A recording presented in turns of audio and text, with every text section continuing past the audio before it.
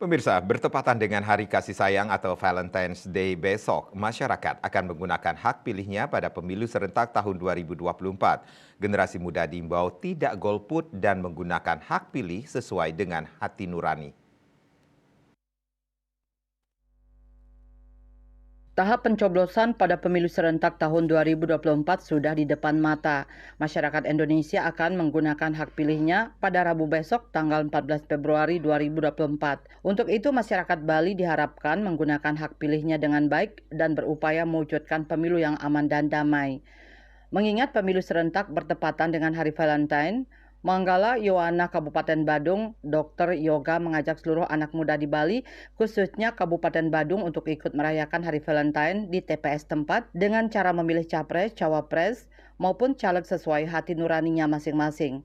Hal ini sebagai wujud kasih sayang kita kepada Pulau Bali dan bangsa Indonesia. Mengajak anak muda Bali, khususnya Seketeruno yang ada di Bali dan di Kabupaten Badung untuk ikut merayakan Hari Valentine di TPS dengan cara memilih dengan hati nurani, menunjukkan rasa kasih sayang kita terhadap Pulau Bali yang kita cintai dan Indonesia. Anak muda, no golput.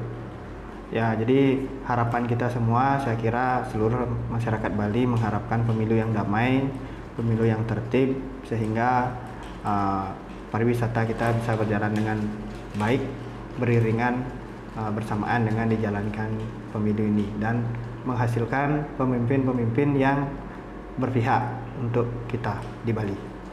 Sebagai masyarakat Bali, pihaknya tentu berharap kepada pemimpin yang terpilih nanti agar lebih berpihak kepada Pulau Dewata. Apapun program-program yang ada di pusat, Provinsi Bali mendapat prioritas terutama di sektor pariwisata. Andika, Bali TV.